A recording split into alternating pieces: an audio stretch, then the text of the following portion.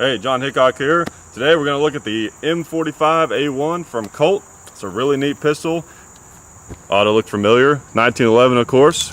They're used by the Marines, and that's what we're going to look at today. I'm going to tell you guys a bunch of things about it, or at least the things I know or think I know. But really quickly, before we get into it, I just want to, some of you guys have noticed, of course, that I've been popping up in more videos. I just want to thank you guys for all of your support. As you probably know, it's not an easy thing to do. I've been pointing a camera for the last decade and doing everything, only doing things behind the scenes, of course. This is like Dad and I's project. It's our baby. We've been working on this for over 10 years now, I guess. And but this is kind of a new leap for me, coming out and doing the videos like this, like Dad has done for so long. And I really appreciate all the support. I just wanted to kind of tell you guys that, because I really do appreciate it now, and I've been surprised by how well you've received this occasional change. So just wanted to get that out. Let's shoot it. Got a lot of magazines, so lots of opportunities to embarrass myself. All right. Oh, look, man, one of my favorite things about the 1911, and it's part of why they are not considered to be as inherently reliable as some of the newer polymer guns. But I love that chunk sound that you get when you rack around in. It's just, and of course, I guess you mostly would get that with the 45 ACP, which I don't know if I told you or not, but it's a 45. It's a real 1911. You think the Marines would have something other than a 45 1911? You kidding me? All right. Let's start out shooting some stuff. Let's start on the. I like to start on the stop sign. It's a good way to start, on the stop sign.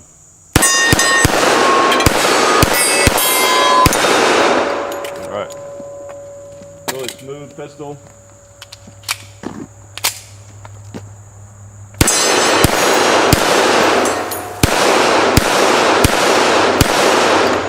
All right. That blue 2-liter is messing with me. I got to get him down.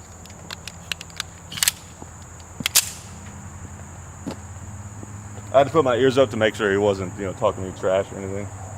They tend to be pretty quiet. All right. Look at that, shooting low. There we go. Let's go ahead and take out this cinder block erection we got here.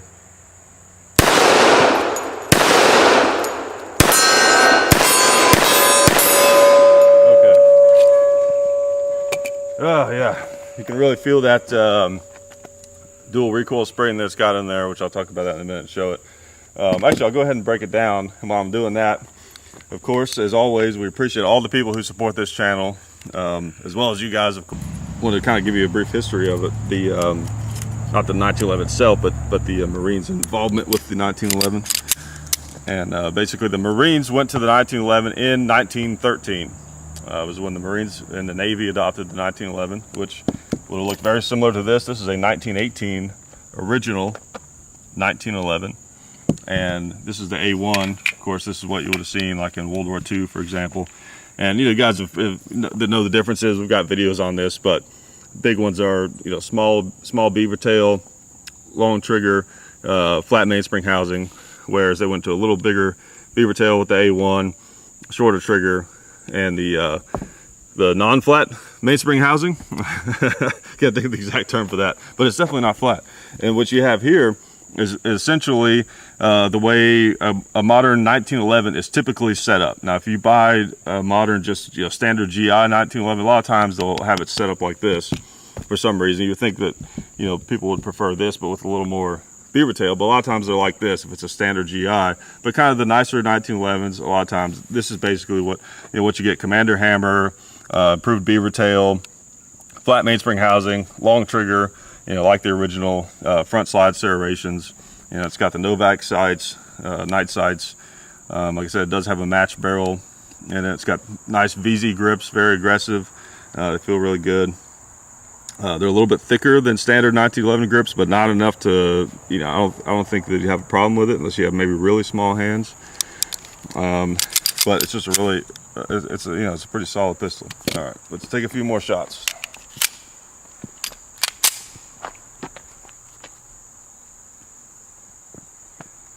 All right, well, let's stay with the close stuff for now.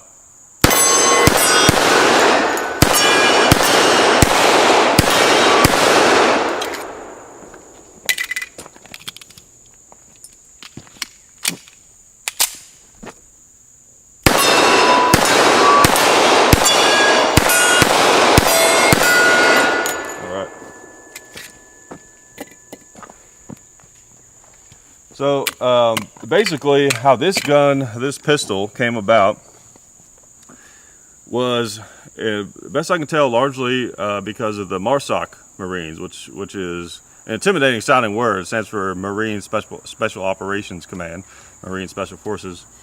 If someone told you weren't, hey, I haven't paid my bills, they're sending MARSOC to your house, that'd be pretty intimidating. It's just an intimidating sounding word.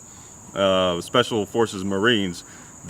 When the military made the big switch over to the Beretta in around '85, they wanted to keep 1911s, and they were basically using a hodgepodge of old guns and old parts that they had on hand in the military. And over time, those started to dry up, and it was hard to find original parts to build them or repair them or whatever.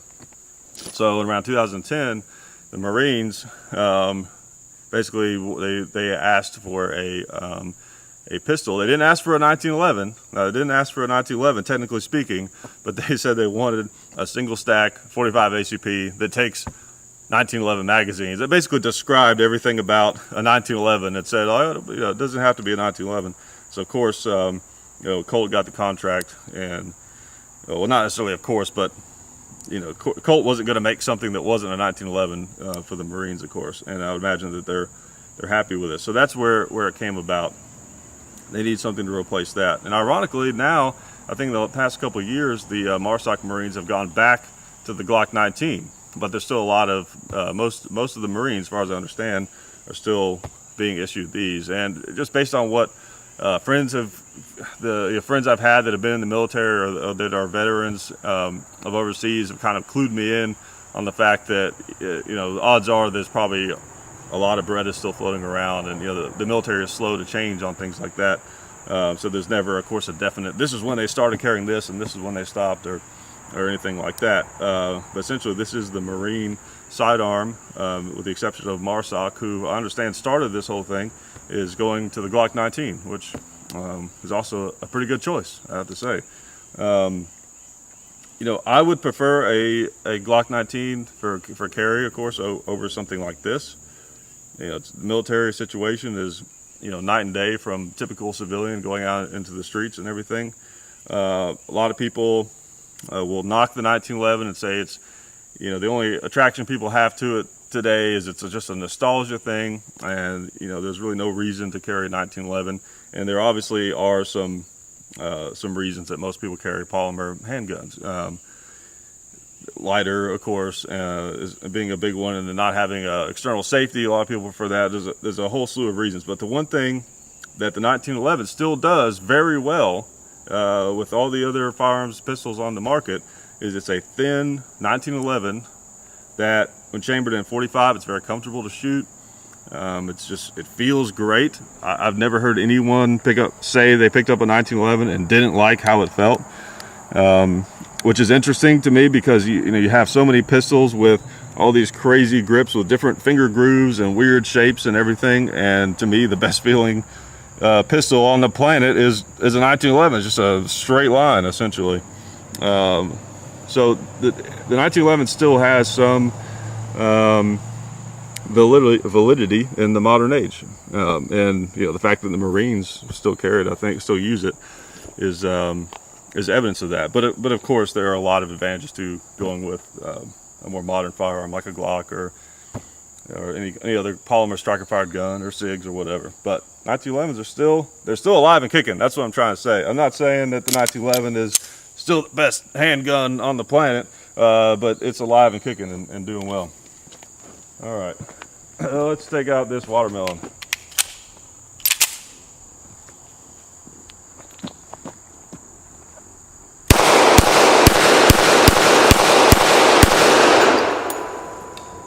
Well, we shot it, didn't really take it out.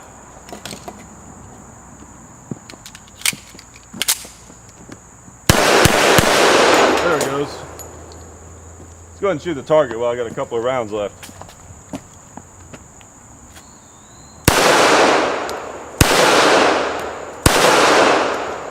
Oh, look at that. That's bracketing your shots right there. I think I'll just quit on that.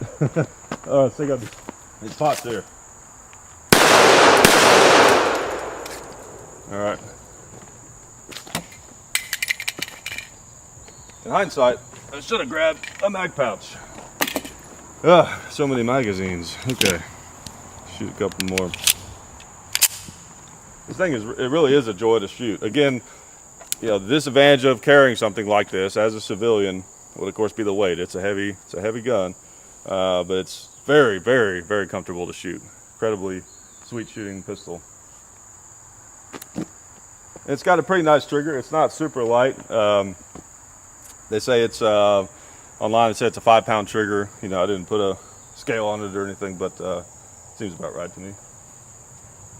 All right. Let's, you know what? Let's go ahead and shoot over there. Let's try the gong. Aim up a little bit for this round.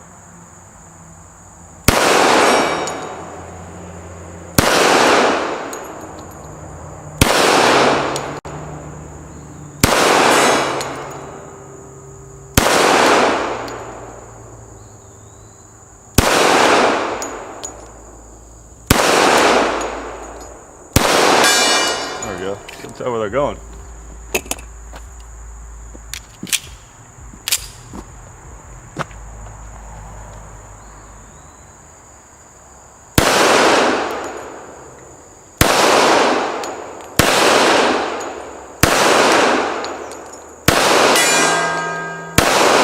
Alright, there we go. Got a couple on them.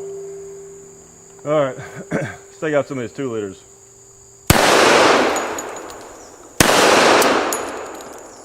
Okay. Didn't lock the slide back.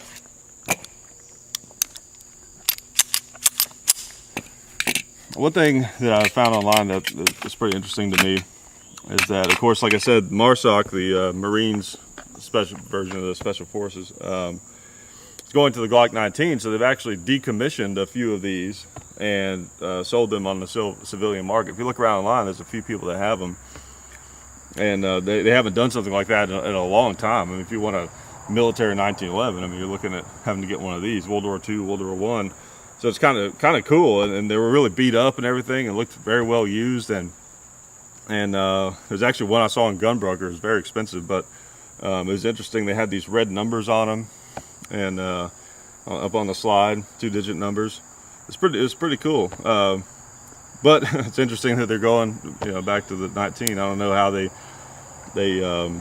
how the actual MARSOC guys feel about that or not. But like I said, you can't go wrong with the 19. But I know I've heard a lot of soldiers say that they really like the 45 ACP because per Geneva Convention, you can't use hollow points. So, all right.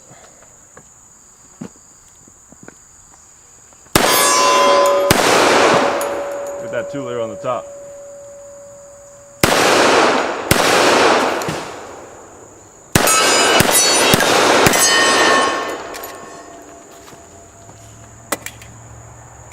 Couple mags left.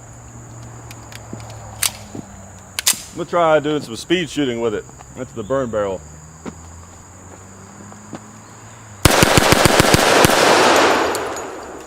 Okay. You got this pop.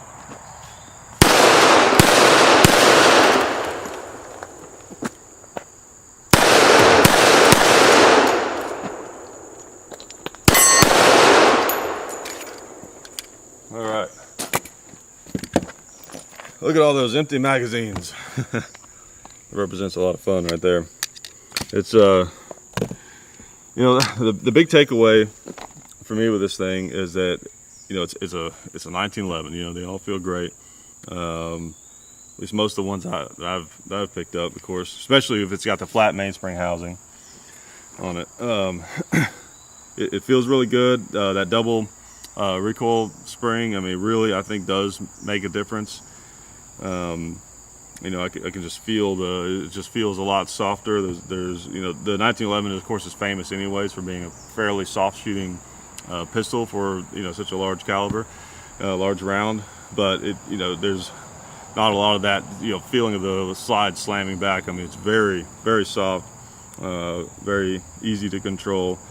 And like I was saying earlier, these are incredibly close to the actual pistols that the Marines are using currently. So there's something, of course, really cool about that. And even they're even better from what I understand, because they're made in the Colt custom shop, which is why they're not cheap. You know, they retail for seeing them, $15,000 to $2,000, just kind of depending where you get it and if you find one used or not. But it's a very nice custom shop. Colt 1911. I think something made out of their custom shop probably escapes some of the stuff that some of the negative stuff that we've been hearing about, Colt, and some of the stuff they've been putting out lately because of the financial trouble that they've been in. But again, that's just a guess. It seems like a nice pistol. But I can't think of anything else I was going to tell you guys about it. Of course, you got the rail, front serrations, no back sights, long trigger. I mean, what else do you need on a 1911? I would actually like to have a green one. I'm not a huge fan of like the flat dark earth and the brown, stuff. It's like, I know I'm not going to be in a desert probably anytime soon. So, oh yeah, lanyard loop. It does have a lanyard loop. Forgot to tell you guys that. That's really important. Can't go without one of those. But I appreciate you guys checking out the video, and I'll see you next time. Always wanted to do that.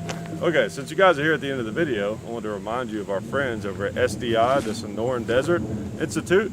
They're a fully accredited online distance learning program where you become certified in gunsmithing or get an associate's degree in firearms technology. It's sdi.edu.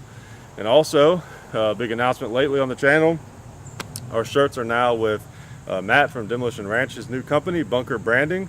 So you can find shirts like this and many others over at bunkerbranding.com/Hickok45, or just go into the description and look for the link. And also you can go to our website and find that stuff and more things like Hickok, or our website is called Hickok45.com. And you can also find our Twitter, which is Hickok45, Facebook Hickok45, The Real Hickok45 on Instagram. There's a Hickok45 and Son YouTube channel. There's a John_Hickok45 Instagram. Our videos are also on full30.com. And also, those of you who have been asking us to become a Patreon member, you can also find the link to that in the description. And we appreciate all those people, of course. And basically anything that you need to know is probably going to be on the website somewhere. So we try to keep it easy for you guys. There's no excuses, because we know you're already on the internet. If you're looking at this, you're probably on the internet.